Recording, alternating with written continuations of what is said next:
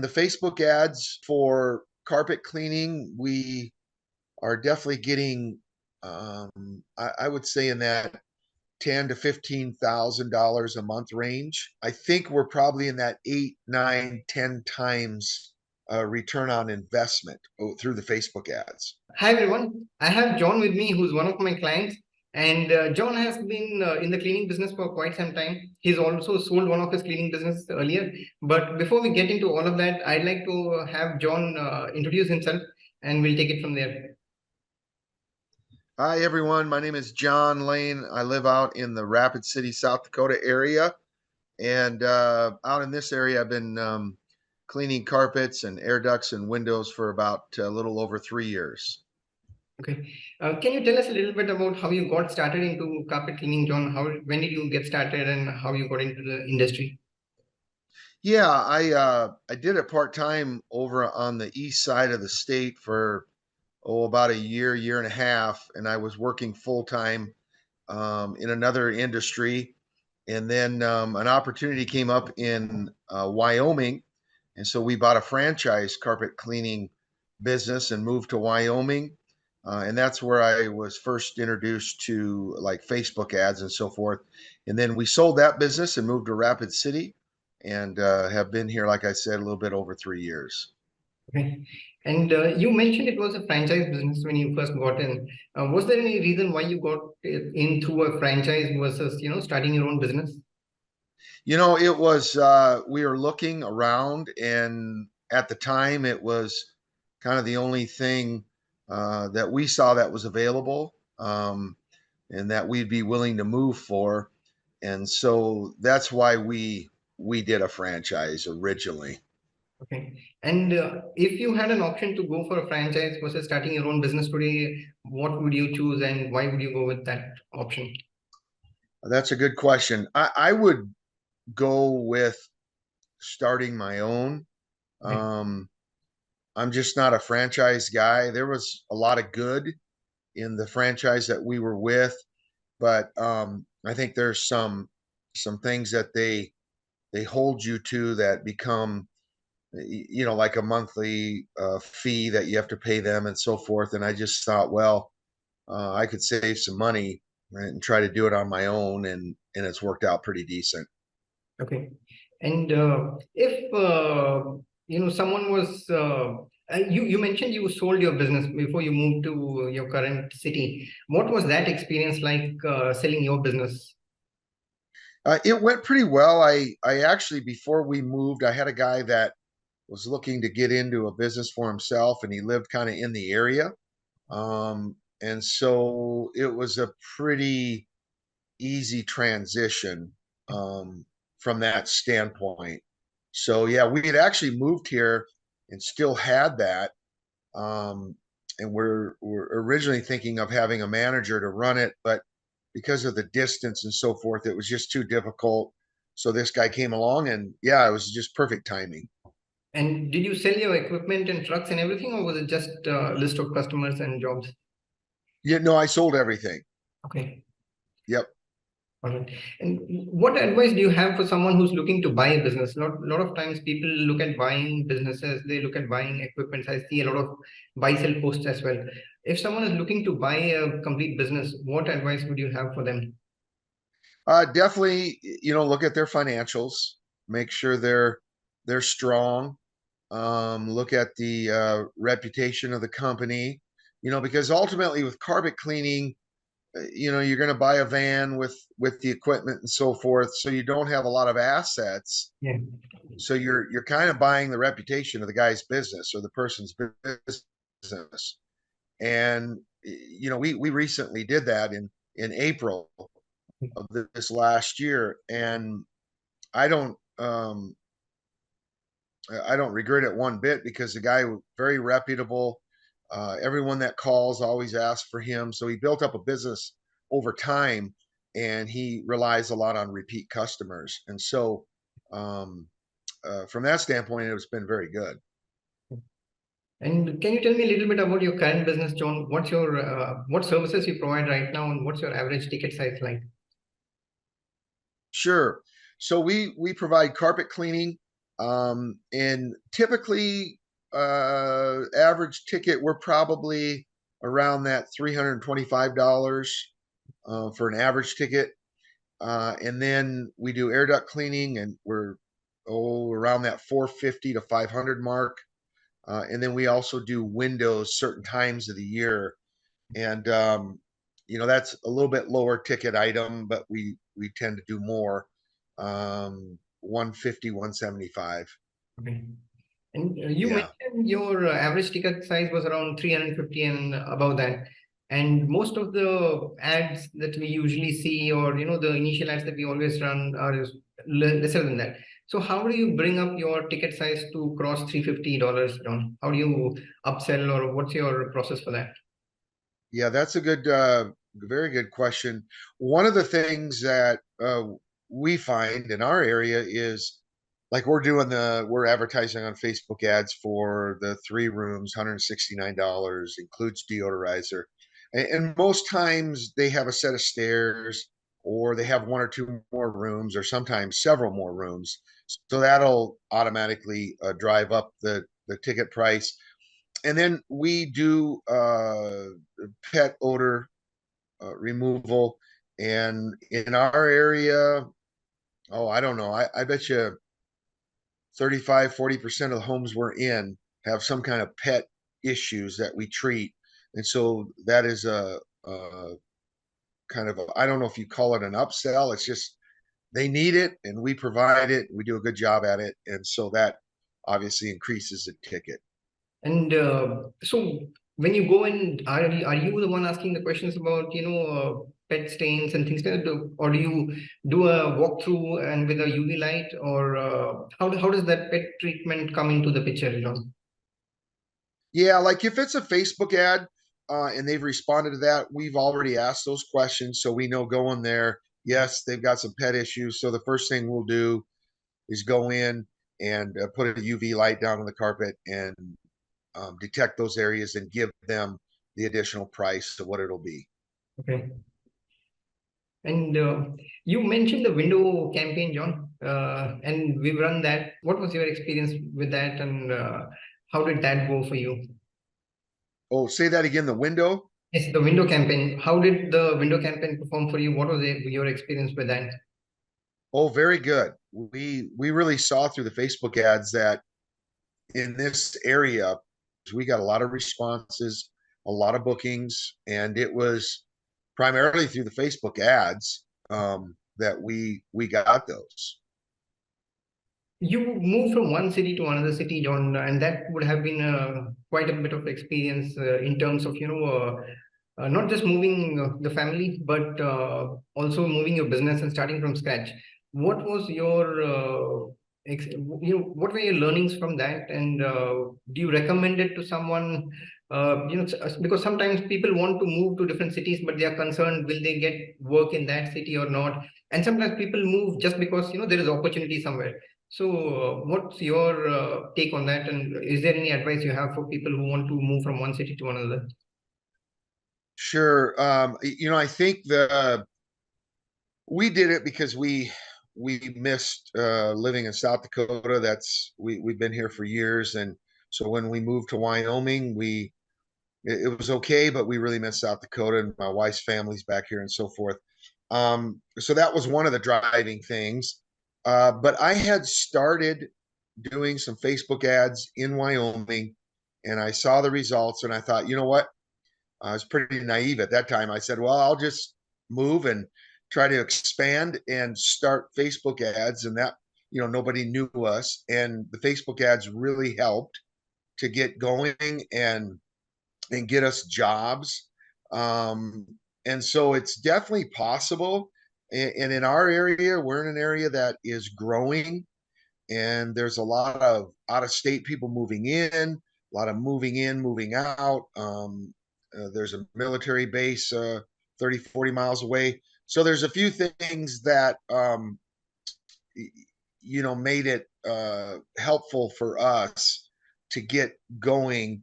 But yeah, I think every area is different, and you want to make sure or try to do some due diligence to see, okay, is there a need for additional carpet cleaning or air duct cleaning, um, and how saturated is the area. um, I guess, and we've just found that in our area there definitely was a need. I also wanted to ask you, John, about your air duct cleaning jobs. Uh, Usually people start with carpet cleaning and then they go into other services. Was that how you started? And how did you get into air duct cleaning? Yeah, we actually were in Wyoming, and we were doing carpet cleaning, and I thought, well, we're in their homes. If we could provide another service, we can get back into their homes. And so that was kind of my mentality. And so I looked into air duct cleaning and got a system. It was a decent system. If I had to do it again, I would have gotten a system that is, in the industry called reverse air system, negative air system, because I think the quality of cleaning is better with that system. And so, from a confidence level, going into a customer's home, that you have the equipment necessary to really clean those air ducts and satisfy the client. And so, yeah, for us, it was just kind of looking for add-on services as a way to continue to get back into that customer's house. And I know you have several trucks, John. So can you talk a little bit about, how did you grow the business to that point, and what are some challenges that you face in managing, multiple vehicles and keeping all of them booked, and maybe also about, how you get employees, people with experience, and train them or retain them, most of all. Yeah, I have two sons that are one does primarily the air duct cleaning, the other does the carpet cleaning, and then I kind of fill in primarily carpet cleaning. And so we have two vans for carpet cleaning, and one we use a pickup and a trailer to do our air duct cleaning. Yeah. And so that's kind of the breakdown of that. I we're at the point where we probably are going to need to hire another full-time employee. Um, it's challenging in this day and age to get good employees. They're out there, but they're definitely not the norm. And so I've never done a lot of that. I'm going to leave it up to my boys to do it if they want additional help. So that kind of hopefully is an answer to the employee issue. But the Facebook ads again have for air ducts have been really good for us, and that's helped us get the business and get in the customer's home. And then of course when we're in say repeat customer homes, why we tell them about our additional services that we offer. And I think people today still like the convenience of being able to just go with one person to satisfy their, in our case, carpet cleaning, window cleaning, air duct cleaning. Yeah. So the kind of the one-stop shop is still attractive today for people. Yes, definitely. Because you also build up that trust and they know that, you are a genuine business owner. And nowadays you see so many scams happening everywhere. You don't know which business is a real business and, somebody just walking into a house to clean air ducts and provide other services. Yeah, we talked about this, and I sent you a picture of that air duct scam. Yeah. And this morning I got on Facebook and I saw three or four different pictures of advertising for air duct cleaning, and they're not registered. They don't have an address.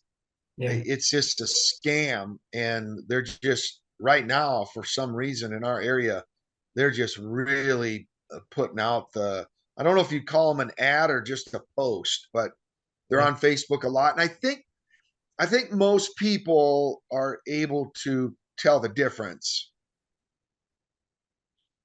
It's good because most of these accounts are fake accounts, and if you go into their profiles, you can see that it's just a bare bones kind of a profile. Sometimes they'll take pictures from real profiles, make it look like a real one, but you can tell the difference between a real business and fake business.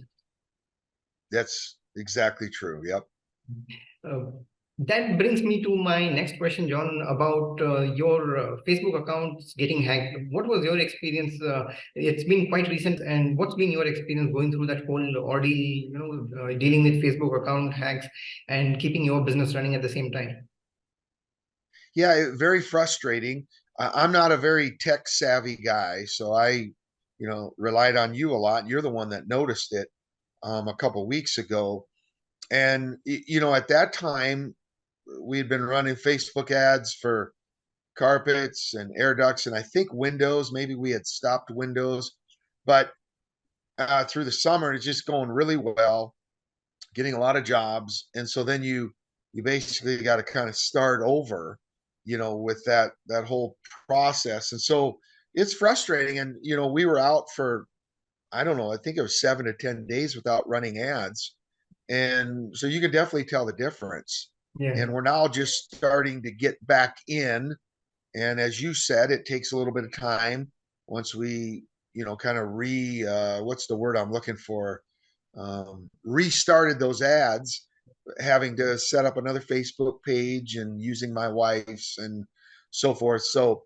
that was very frustrating, but hopefully we're through that now, and we'll start to see those ads do what they did previously. Yeah. And we were using a CRM when we were using the entire system, John. So, what was your experience with the CRM, and how do you think it helped during this whole process? Yeah, no, it's good. I get all the when somebody responds, it comes into my phone. I get it right away. And I think the key, just like a phone call or anything else, is that you get back to the customer soon. And so we try to do that, and are pretty good about that. And then, you basically have that conversation. We always, after answering a question or two, if they have more questions, we offer our phone number, give them our website just to show that, number one, we are legit. Number two, if they want to communicate by phone, they sure can, and so forth. But yeah, I mean, it's easy. It's an easy system. Yeah. They respond and we can respond back, and we we book a fair amount of jobs from that. And can you talk a little bit about how your business is doing, John, either in terms of jobs or your monthly averages or anything else? How your business has been doing since we've started running these Facebook ads? Yeah, I haven't done the hard fast numbers for this quarter, but when I look at our primary two streams of advertising, the Facebook ads and then the Google ads, they both do well for us in this area. And the Facebook ads, probably for carpet cleaning, we are definitely getting, I would say, in that $10,000 to $15,000 a month range. Google, we probably get about another 10,000.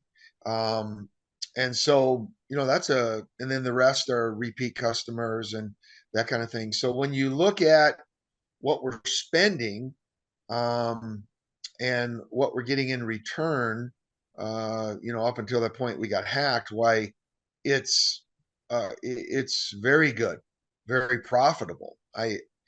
You know, I think we're probably in that 8, 9, 10 times return on investment, um, through the Facebook ads. And So yeah, it's been good. And you also see a lot of posts about, Facebook ads not working from a lot of people. Sometimes it works, sometimes it doesn't work. What's your take on that, John? Yeah, I'm on a lot of carpet cleaning forums, and I do see that, and I see people frustrated and saying they use this person or that person, and it's not returning. And again, I'm not tech savvy, and I don't know uh, people's demographics, and I don't, so I think demographics play into it, competition and so forth. Um, and so for us, it's been a great niche, as far as advertising. Um, I don't know in those other demographics. Yeah, you get online and you get on those forums, and some are like, man, I've done really well with Facebook ads, and others are, well, it hasn't worked for me. Now, that again could be demographics, it could be the person you're working with. Are they knowledgeable? Do they know what they're doing? And getting your Facebook ads up and running and kind of maintaining that. So I think there are some variables there. Okay. And I also wanted to ask you about your experience working with me, John. And if someone is on the fence about, should I run ads with him, should I try him or not? What would your recommendation be to them? Yeah, I would definitely recommend you, Amit. I've worked with in Wyoming. I came across a business, a Facebook that did Facebook ads, and it was pretty good. Um, and then when we moved here, we continued to use them just for a short period of time, and the issue was uh, probably pricing and being able to get back to them or them get back to us in a timely manner. And then if we wanted to make changes, there was a bit of a trial there. And then I went with another person, and he was pretty decent for a while. Um, but then it just, I don't know, it was, so we made the change to you, and it's been good. I've always got a straight up answer from you. You're accessible. Um, you're willing to lend your expertise on this. And, like I said, I would have never known we got hacked unless you told me, um, that 2 weeks ago or so forth. And so, yeah, I think your professionalism is very, very good. Honesty. And so it's been, it's been really good to work with you, and we appreciate your efforts. Thank you, John. So, as we come towards the end of the call, John, I also want to ask you if someone is looking at starting a business. So, if you go on these forums or if you go on Reddit, there are a lot of people who want to start a business, and sometimes they'll be like, I have 50,000, I have 10,000, I have 100,000, and I want to start a business. And you've been in this industry for a while, and I'm assuming you would also have looked at other industries. There are many industries where you have similar home services and other services that you can provide. What would be your advice to anyone who's looking to get into a business? So basically, someone who wants to earn money, someone who wants to make like 10,000, $20,000 every month, doing something that they like. I would tell them, get first of all, get good training, know your craft, know what you're doing, and not that you have to know everything, because like anything, we're always learning, always trying to get better, trying to perfect our craft. But you have to have a fair amount of knowledge going in. It's better to have that going in than to learn by the school of hard knocks and mistakes, which has been me a little bit. So anyway, I would say know your craft, and I would say get good equipment. Now we run a large van, and we have a truck mount set up.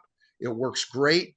We also have a smaller van, and we run a portable setup that we have a generator in our van, and we it's a monsoon from Rotovac, and that works real well up to 125 feet. And so we have two different units. And the big argument is truck mount or portable. Well, in the cases we use them, they both work really good. But both of the equipment that we have is very good. It works well. And I think starting off, you got to have that good equipment. You got to have a good brand of chemicals, to use. So you've got your expertise, you've got your equipment, and then you've got your chemical. And if you can get all those three right, then you've got a good formula for success. Always be upfront with pricing with your customer. If you're going to give an estimate, make sure they know, hey, this is just an estimate. because sometimes they want to hold you to it. Well, you said it was this amount or that amount. No, you just got to be clear up front and with your pricing, and just go in and do a good job. That's the key. If they're going to get you back, that's what you want. You want to build your business, and I think Facebook ads is a good way to do it. Along with, for us, like I said, Google helps us as well. The Google ads that we do, Google guaranteed. But ultimately, you want to get to a point where you're getting more and more repeat customers. That's key because they're going to refer you. You know, so yeah, I would say those are the components that are going to help. And of course, on the Facebook, you can go to multiple carpet cleaning forums or air duct cleaning forums. And there's just a wealth of information that you can educate yourself on as well. So utilize those. I have one final question, John. I should have probably asked this in the beginning, but how much did you spend on your initial investment when you started the business, on your own business when you were getting in? What was your initial investment in terms of equipment and other things? Yeah, we got a setup from Rotovac, portable setup with the rotary wand and of course the hoses and everything we needed. And then I got a smaller van, and so we're running that van. So we probably had 12,000 in our 12 to 15,000 in our van, and then the equipment that we put in the van and so forth. So that's when we moved to Rapid City. That's about what we had starting up. It's good. It's good because a lot of times people feel that you need like 50,000, 100,000 to start a business, but it's good to know that with 12 to 15,000 of investment, you can get your business running and then build up as you go along. Yes, that's exactly right. And so from there, we eventually got the other van, and then we purchased air duct cleaning equipment, purchased window cleaning equipment. Um, yeah, that's kind of how we did it. All right. Thank you, John. This has been a great interview, and I think there'll be a lot of lessons that people can learn from your words that you've shared so far. That's all I have for now, and I'll catch up with you again during our next call. Okay, sounds good, Amit. Take care. Have a good day. You too. Have a great day ahead. Bye.